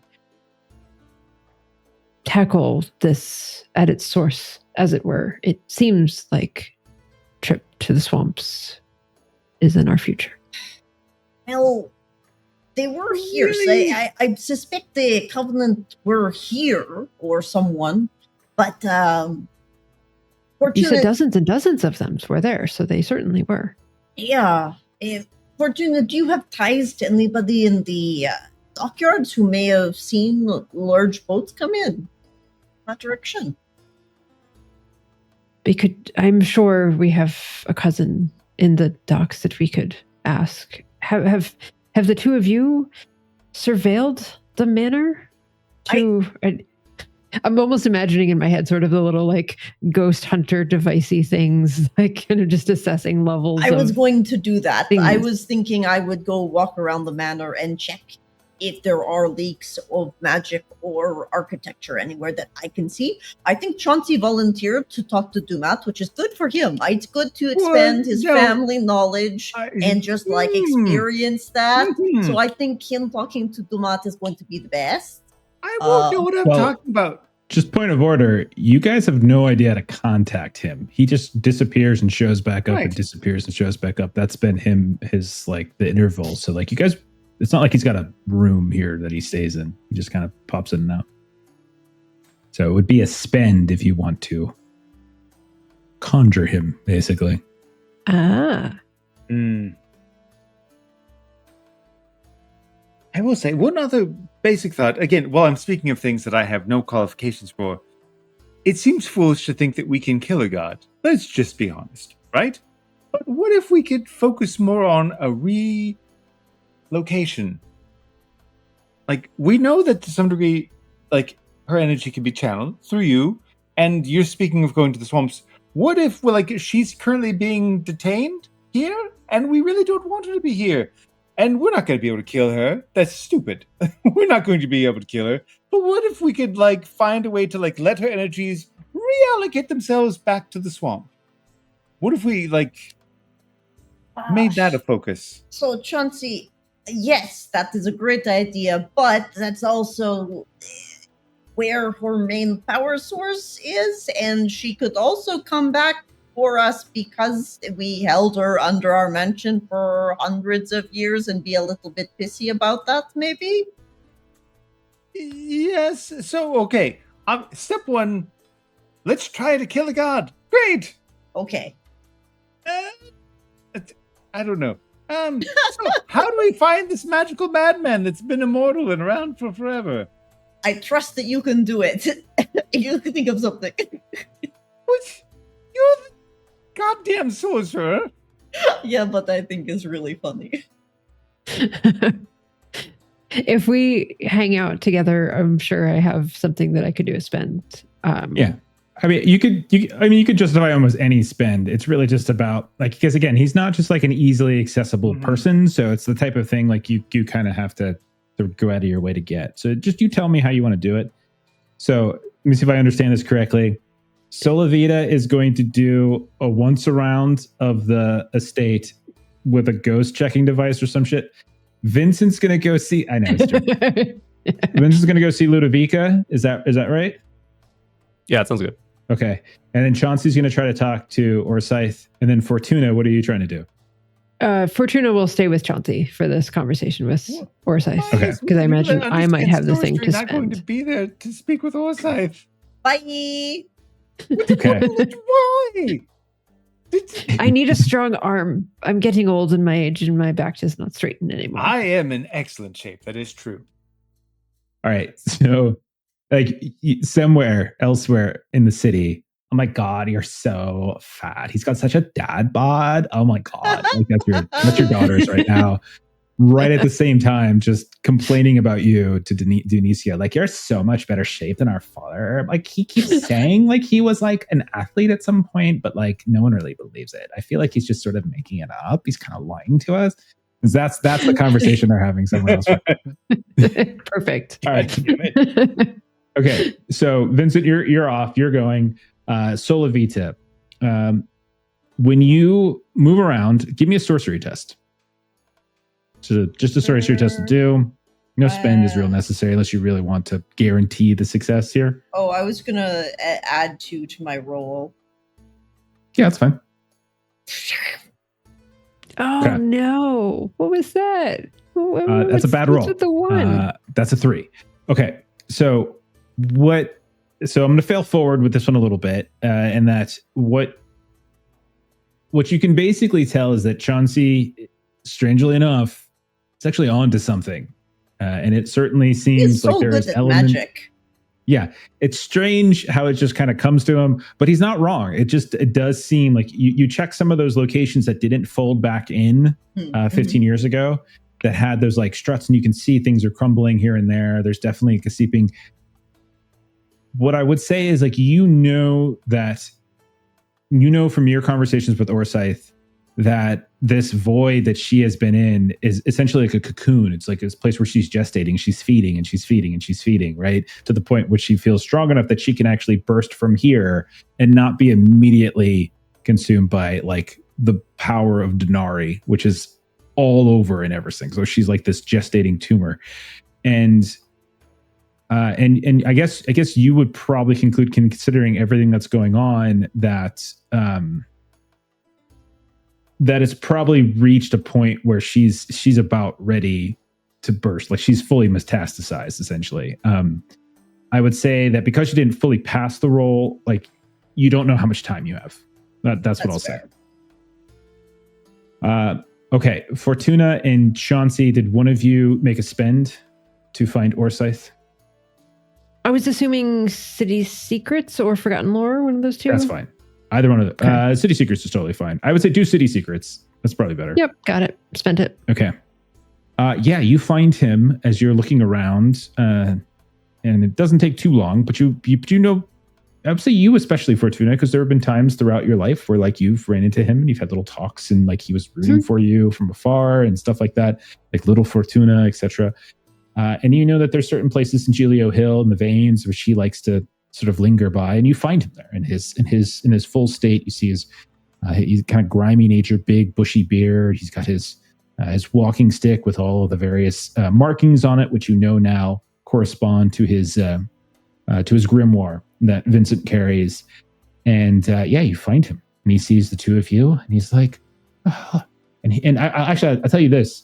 Both of you have probably never seen him as sickly looking as he appears now. And because he looks like hunched over, he's always looked older and raunchy, but he's never looked like sickly, you know? And you see him like kind of this face is like yellowed and jaundiced. And you can tell that he's got some things kind of growing here and there, these blemishes, lesions. And he's just, his voice is a little phlegmy as well. And he's just like, hello, Fortuna and Chauncey. How wonderful it is to see you. What can I do for you? Oh, dear cousin, your stoop is almost as bad as mine. The years have been unkind. Yeah, there have been many of them. So very many years. Yes, but that is not why you came to see me. I can tell in your faces that there is something you want from me. What is it? I mean, clearly a man of great intellect and design, and you understand things far beyond Ken. I think you know that something powerful is soon to release. Yes, this is true. She is ready. She is ready. I am going to just put it out there that not all of us are excited about this and might even want to take steps to deal with it. It's very noble of you, Mr. Chauncey. It's very, very noble. But she has grown very powerful in her time, and I have grown so very weak. I'm quite old now. Yes. Hundreds of years now. Hundreds. So, but with so much time, also so much wisdom. And I wonder, you constructed such an amazing containment, perhaps for lack of a better word, and that energy is going to release. That's not going to be stopped. I'm not going to fight or argue against that. But I wonder, with your expertise, with your knowledge, would there be a way to think of a way to, as the energy is being released, create some sort of a bottleneck, a funnel, so to speak? I mean, we have to think in limited terms, but is there a way, with at least some limited scope, to think of a way to funnel where that energy releases? You want to redirect it so it's not Perhaps. here. Whether it's redirected or perhaps as it's being released, maybe it could be perhaps held in a stasis in a certain way. But like, just we're grasping at straws. Yes, recapturing. Essentially, we're concerned.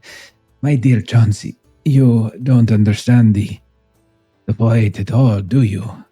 No. Fortuna, you were there, were you not? Yes. Briefly, yes. What did you see inside? It was expansive. It was... Yes, but where were you? The swamps. Yes, exactly. The void is not... it is not in... It's not here in the estate. It is not... I haven't the years left to teach you of the dimensions and how they work. But suffice it to say, the mechanisms for the void are here, but the void itself, it is both here and elsewhere. As I said, it's very difficult to explain. So maybe perhaps we redirect our train of thought or our questioning. I'm curious how she came to be in that state.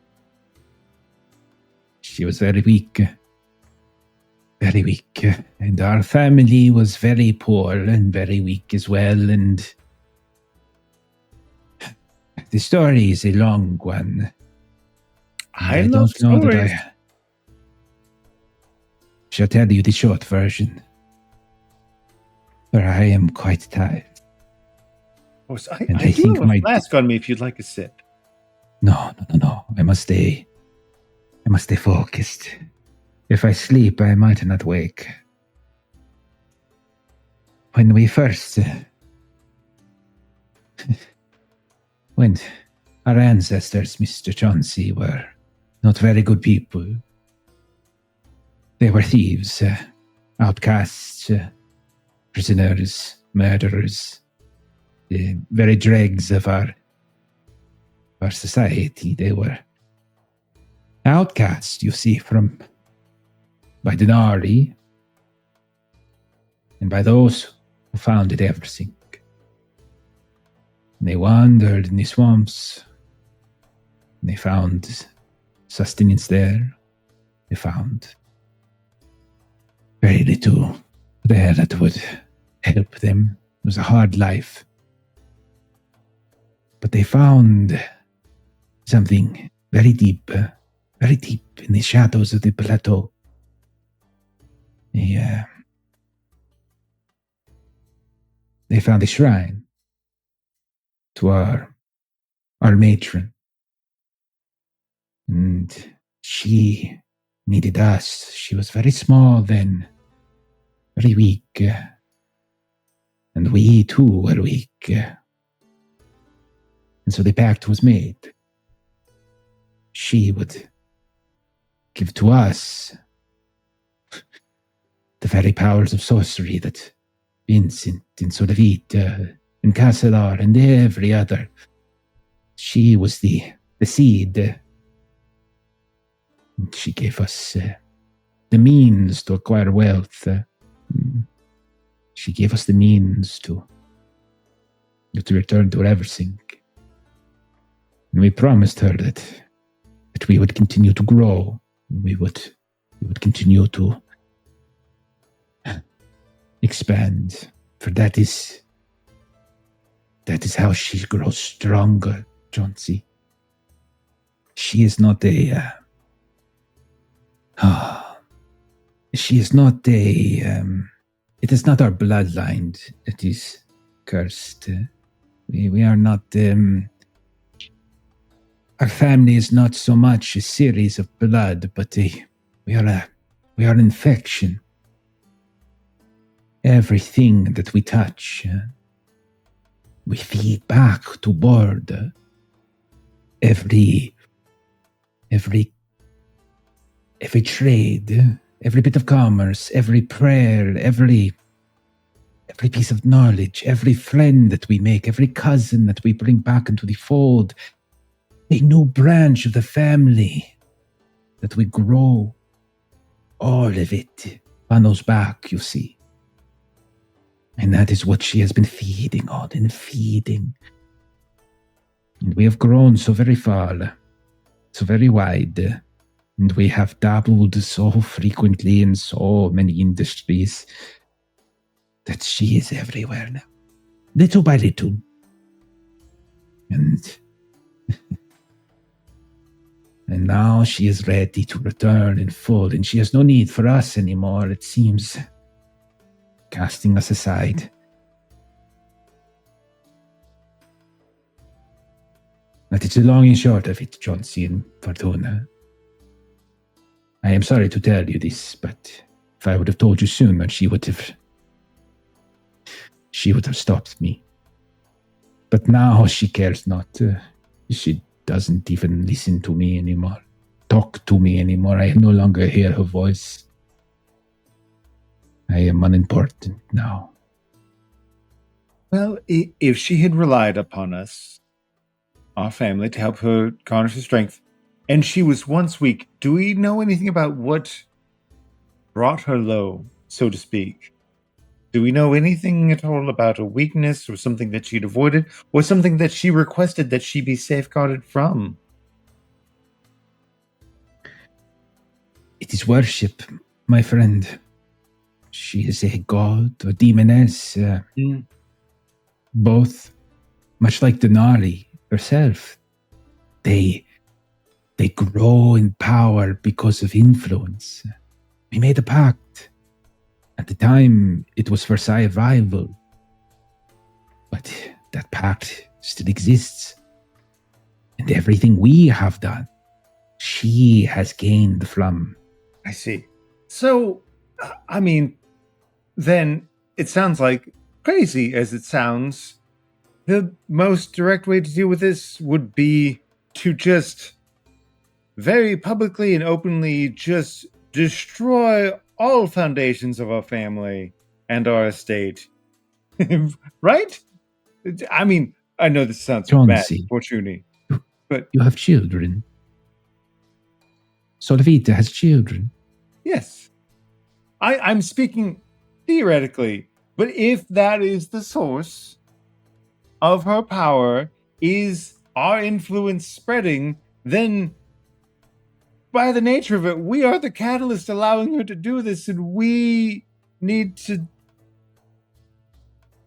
It I seems don't know. Oh, God. Past the point of no return. And Fortuna's, as all of this conversation about bringing in cousins and all of that, like she has been doing all of these years, is exactly the thing that we're now fighting against. Cousin Orsythe, it seems as though we've passed the point of no return. Yes? The way that she was made strong will not be the way to take her down, no?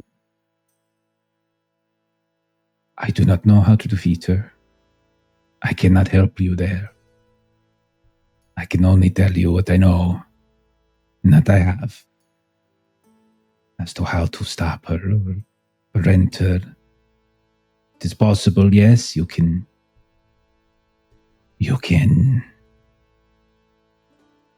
destroy the estate, cancel your contracts, burn the books that you have accrued, but the family still lives, and the pact still exists, and we have given her enough strength over the years that she could find others now to help feed her as well.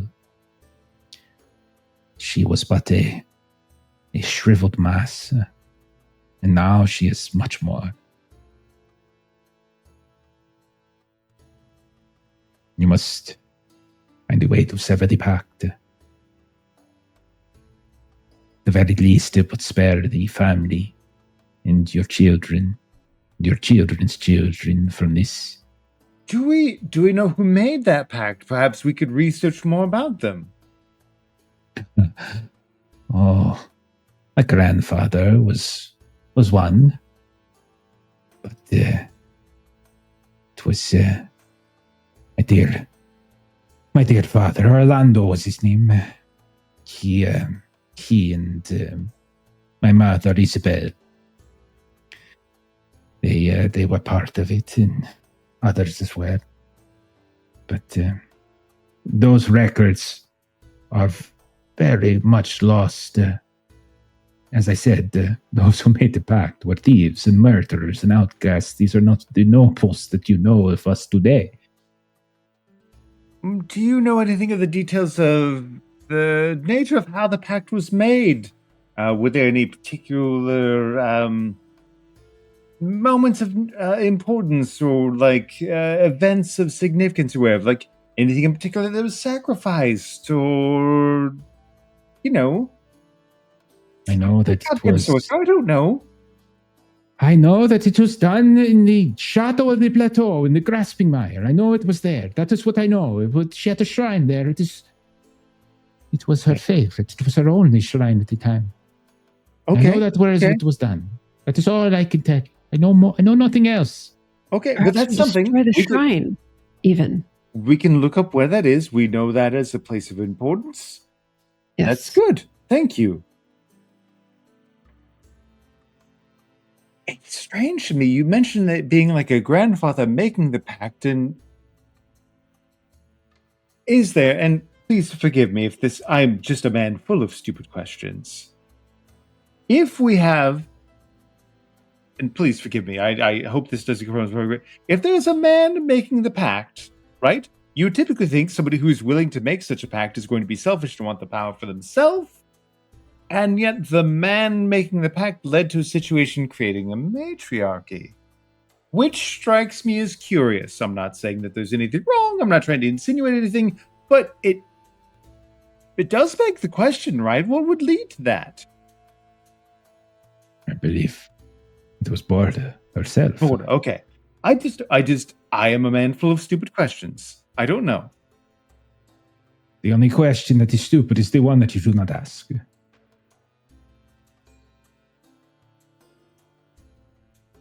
I'm sure there's so many questions I'm not asking. I wish you luck. I think you've done quite well. Yes, cousin.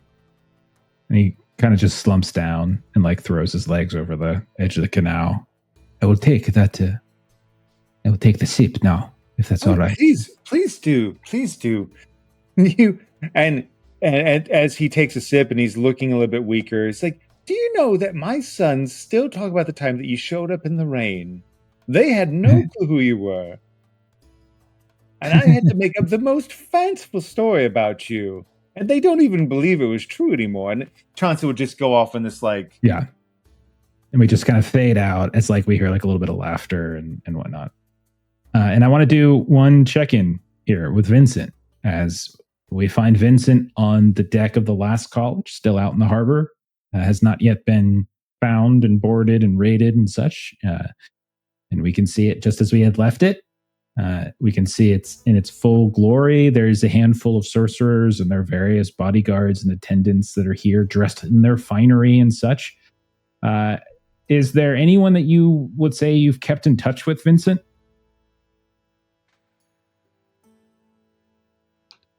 Like specifically from... Yeah. Is there anyone just like this is an opportunity if there's a character that you want to throw out there, or I can just give you another one, but it's fine. Flashback, you made a drinking, gambling buddy over the years. Or you just wrote correspondence. Could be something as simple as that. Not everything has to do with getting drunk, Melissa, okay? Jeez. Just saying, practice sorcery together. I don't know. I'm sorry, I'm in a scene with Long now, okay? Torvinio. Torvinio? Oh, things here. Okay. Is Torvinio, is it O? It's like a guy?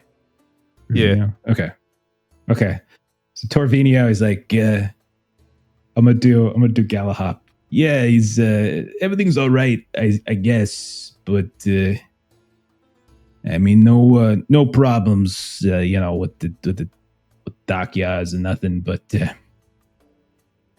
Ludovica, she's not good, man. She's in a bad state. I've seen her body. With what happened to it, it's like no wonder what she's feeling down there. She's she's down in her room if you want to talk to her, but she's in a bit of pain. We thought it was touch and go for a while. We thought we were going to lose her. It's a good thing we didn't. I'll go see her now. Yeah, okay. Well, try not to stay down there too long. She needs to get a rest and all that, that kind of stuff. Word gets around that Ludovica was killed. We don't want any of the other cabals thinking anything. We don't want them getting any crazy ideas. The college is ripe for the taking, that kind of thing. Nah, even if they tried, wouldn't stand a chance. Yeah, that's true. Especially with you being back. There we go. Prodigal son returns. Look at this guy. Yeah, you keep thinking that. Hey, man, it's all good. It's all good. Go ahead. Go talk to Ludovica. I'm sure she's going to be happy to see you. Sort of. Probably not. She hates your family. All right. Anyhow. Oh, yeah, that's great. So, yeah, you go down into her room. You can see flanked on either side, there are several copies of her. Those the wax figures and such. And then she is in her bed. And it's like there's a lantern kind of on, probably sorcerer, it's not like a standard lantern. It's probably just glowing to kind of give the room some light. And when you come in, she says, is that you, Vincent? I thought you might come. Of course I would. That tragic performance with a twist. Yes, it was... I was not aware that there would be such a lively second act. Oh. Is your family all right? Is everyone accounted for? They've mostly made it out. And you? I shall heal in time. And as you get closer, the light is like on her face, and you realize her face looks like a half-melted candle. And it's like in the process of shaping and forming and smoothing out and such. And she's talking, and like you can hear, like it's very, it's very muffled, but she's speaking nonetheless. See this coming at all? No, I did not. I felt a strange a power in the hall today. Well, I normally, as you know, I use a bit of sorcery here to enhance my performances, to touch the hearts and the minds of those in the audience just a little bit more than any other prima donna could. But this performance, there was There was something else there. There was someone else. There was something taking what I put out into the audience and twisting it and perverting it. And it was, it made my stomach roll, you see. It was all I could do not to vomit on the stage. But I am a professional. It is not something that I would stand to have done. The others haven't told you yet. There's something deep under the bridges. Dark sorcery. Serpentine, if you will. Indeed. Yes. I suppose. Yes. It could be serpentine magic. Yes. Could have been. It had a familiar taste to it. There's a rancidness. Something fetid and foul. Yes. I suppose. Why have you come?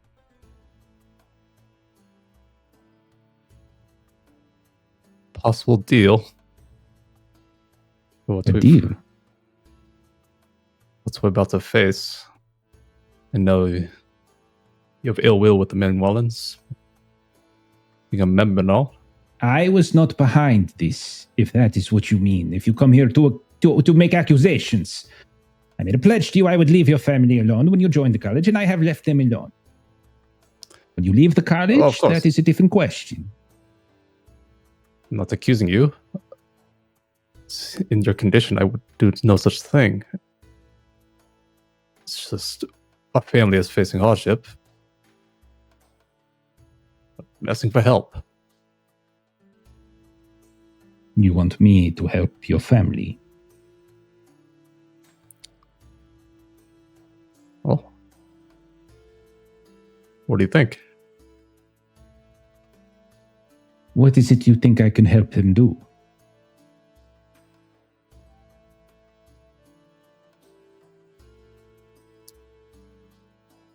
Going against a god. How does that sound? A god? Interesting. Why? A very small one, I would imagine. The Nari would not let any the more interesting godlings have much room in her city. I think that's what this might even best Nari herself. No, I don't think that is the case. But yes, you have an issue with a god. What is this issue? What is the nature of your relationship to this entity? We've been growing her for years. Decades, Grow? centuries. Who knows how long. Growing her. Indeed. Oh, of course. Of course. I've always thought that your family was particularly adept at sorcery. You and your Solavita. Her grandmother, particularly, was a talent. Casella, yes, in ages past. Yes, that is why we could never quite overcome you. Interesting. But you have lost control. You have, what is the problem, Vincent? She no longer needs us. After all we've done. She has cut you off. Is that it? Putting it softly, yes. Well, why don't you cut her off first? That's what we were getting at. I'm sure you've got your ideas. With your assistance, we could... Oh, I don't know what we could do. Well, I might know a way. if you recall, I made a similar arrangement with a certain descendants of a pirate king many years ago when we first met. Of course, how could I forget? They had made a pact, it seems, with some sort of demonic entity, and they wanted it to be severed. And the college, we discovered the way to do so. But they promised me something in return for our aid. What are you promising me?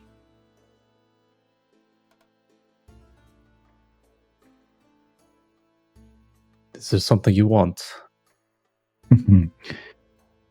I want what all sorcerers want. Power. Then what more power can you get after you sever ties with a god? Best of god. It is a very interesting question. One that I think you should think on. For if you want our assistance, you should have to find something of equal value to receive my secret.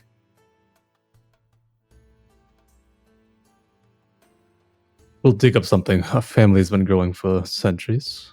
Sure there is.